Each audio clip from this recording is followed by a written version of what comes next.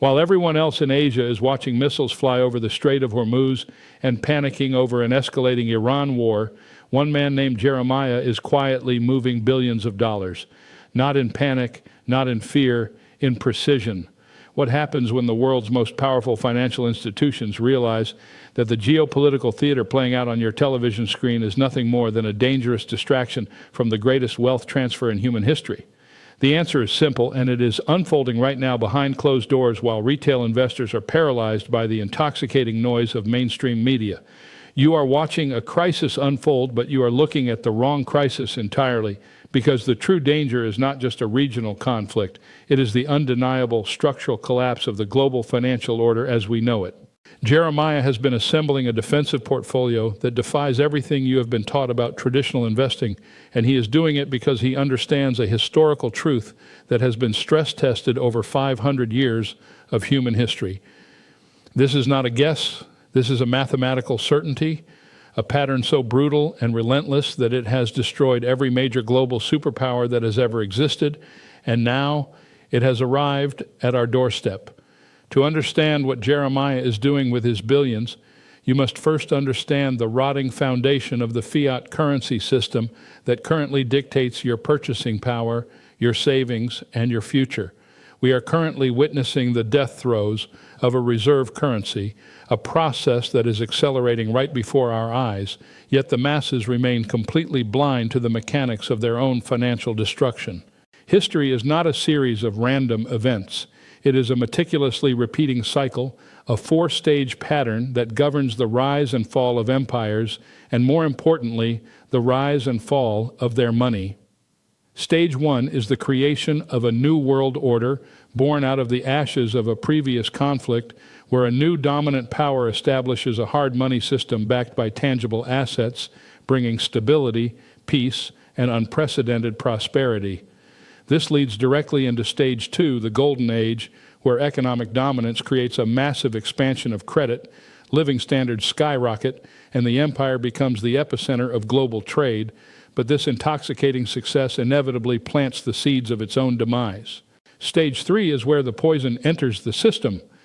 As the empire overextends itself globally, military conflicts drain the treasury, domestic wealth inequality skyrockets, and the government, desperate to maintain its power and promises, begins quietly debasing the currency, replacing hard money with fiat currency and paper promises. This is the stage of hollowed-out economies, where the illusion of wealth is maintained by rampant money printing, quantitative easing, and the systematic erosion of the middle class, a slow poison that punishes savers and rewards reckless debtors.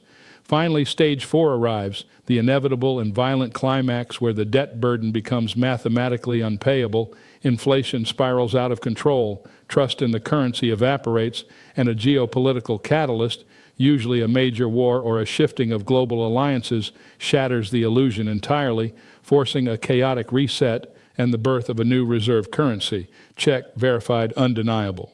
We are currently deep, terrifyingly deep, into stage three, teetering on the very edge of stage four, and the conflict erupting in the Middle East is the exact historical accelerant that bridges the gap between slow decay and sudden catastrophic collapse. What happens when a debt-burdened empire collides with a geopolitical crisis it can no longer afford to manage? The currency breaks. Let us prove it, because to survive what is coming, you must recognize that this exact sequence of events has played out with absolute precision in the past, starting with the Dutch Empire and their mighty guilder. In the 17th century, the Dutch were the undisputed masters of global trade, holding the world's reserve currency backed by immense gold reserves and the unparalleled power of the Dutch East India Company. They built a sprawling global empire, controlling the spice trade and accumulating massive wealth, which brought them to the peak of stage two prosperity, but success breeds complacency, and soon they found themselves entangled in costly, protracted wars to defend their global dominance. The debt began to pile up, and to finance their military campaigns, the Bank of Amsterdam started issuing more paper receipts than they had gold in the vaults, secretly debasing the guilder and initiating stage three. The public was unaware at first, trusting the authority of the empire, but the financial rotting had begun, and when the Fourth Anglo-Dutch War erupted, It acted as the brutal catalyst that exposed the hollowed-out reality of their financial system. Panic ensued. A massive bank run depleted the remaining gold. The guilder collapsed entirely, and the Dutch lost their reserve currency status forever, transferring global financial dominance to the rising British Empire. The British followed the exact same script, utilizing the Industrial Revolution to build an empire on which the sun never set, establishing the pound sterling as the absolute bedrock of global finance during their own Stage 1 and Stage 2. But just like the Dutch, the British overextended themselves fighting the devastating conflicts of World War I and World War II, which forced them to abandon the gold standard and rely on massive debt accumulation and currency debasement to survive. By the end of the Second World War, the British economy was a shadow of its former self, completely dependent on American loans, yet they desperately clung to the illusion of their imperial power and the strength of the pound. The Stage 4 catalyst for the British arrived in 1956 with the Suez Crisis, a geopolitical disaster that exposed their financial desperation and forced them to brutally devalue the pound, effectively ending their reign and handing the keys of the global kingdom to the United States. Now let us apply the pattern to the present moment, to the United States dollar, and to the terrifying reality of our current economic situation. In 1944, at Bretton Woods, the United States established the New World Order, tying the dollar to gold and cementing its status as the supreme reserve currency, a Stage 1 victory that ushered in decades of unparalleled American dominance and economic growth. We lived through the intoxicating prosperity of Stage 2, building the greatest middle class in human history, but the cost of maintaining a global military presence, fighting the Cold War, and funding massive domestic social programs eventually caught up with us. In 1971, the system fractured, forcing the suspension of the dollar's convertibility into gold, a desperate move that officially transitioned the United States into the fiat currency era and marked the undeniable beginning of Stage 3 debasement. Since then, the financial engineering has only accelerated, culminating in the establishment of the petrodollar system, which artificially propped up global demand for the dollar by ensuring all global energy trades were settled in U.S. currency. But underneath this geopolitical maneuvering, the internal rotting continued unabated as the United States offshored its manufacturing base, accumulated trillions in unpayable sovereign debt, and became dangerously addicted to artificially low interest rates and endless rounds of quantitative easing. Every time a crisis hit, from the dot-com bubble to the great financial crisis to the global pandemic, the response was always the same: print more money, debase the currency further, and kick the can down the road, punishing those who save while rescuing the institutions that caused the destruction. We are now trapped in a vicious cycle where nominal yields on government debt are completely disconnected from the true rate of inflation, meaning that anyone holding traditional paper assets is experiencing a silent, brutal erosion of their purchasing power. The debt has grown so massive that the government can no longer afford to let interest rates normalize without causing an immediate sovereign default, meaning the only mathematical way out is to inflate the debt away by destroying the value of the dollar itself. Let us address the objections, because the mainstream financial media constantly uses three major arguments to lull you into a false sense of security. Objection number one is the belief that technology and artificial intelligence will generate so much productivity and deflationary pressure that it will save the economy and allow us to outgrow this massive debt burden. While technological innovation is real and powerful, it cannot fix a fundamentally broken balance sheet, nor can it stop a government from printing trillions of dollars to fund its deficits.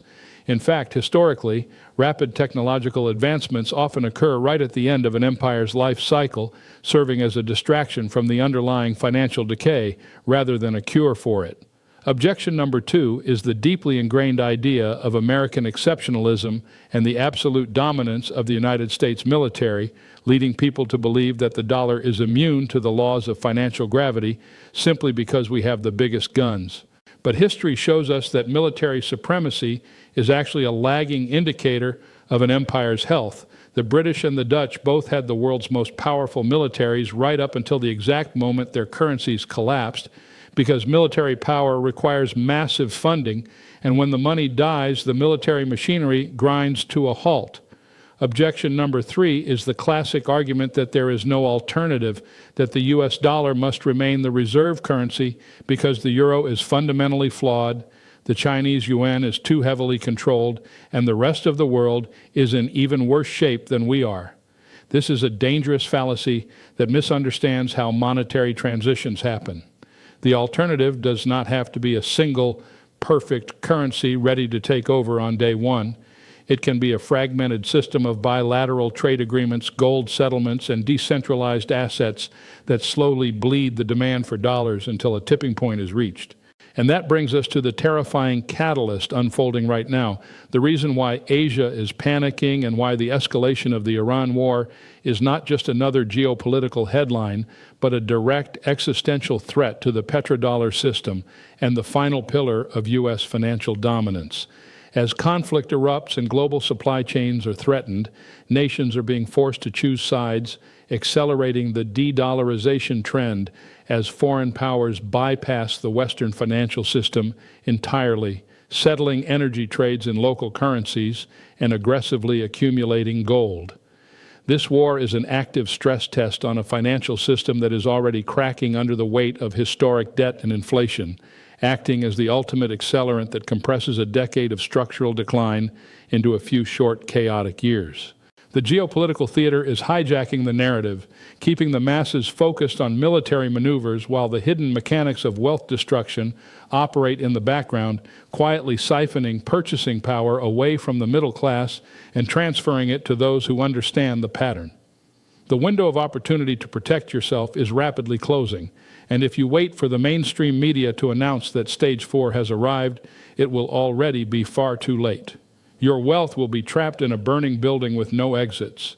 Let us get specific about positioning, because this is exactly why Jeremiah is quietly repositioning billions of dollars right now, ignoring the panic and executing a strategy based on 5 unshakable principles designed to survive the transition and preserve wealth through the coming chaos. Principle number 1 is an aggressive rotation into hard assets, entirely bypassing the fiat currency illusion by securing wealth in things that cannot be printed, manipulated, or debased by central bank policy.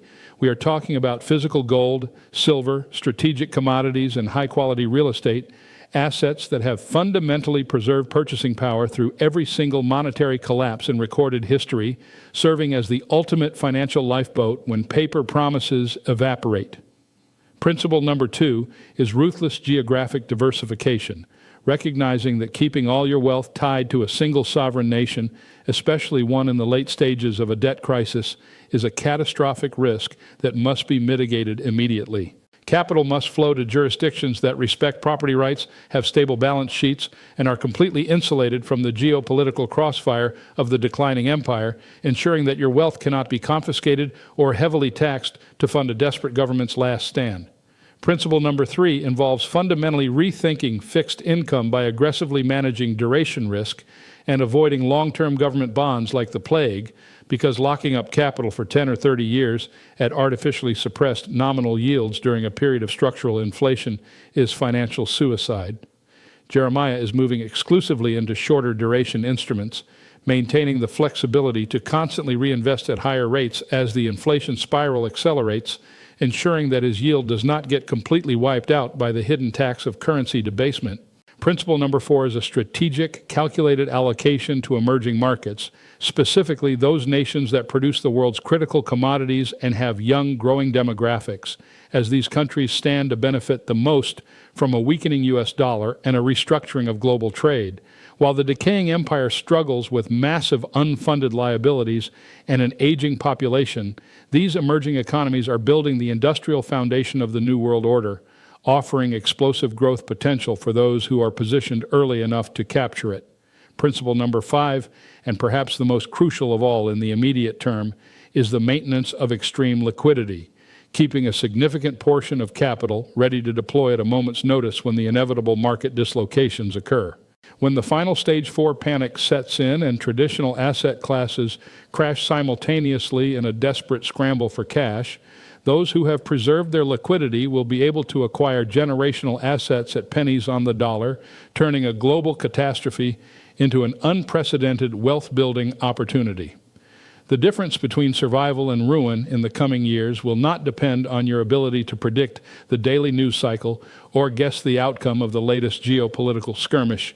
It will depend entirely on your willingness to accept the mathematical reality of this historical pattern and take decisive, unapologetic action right now.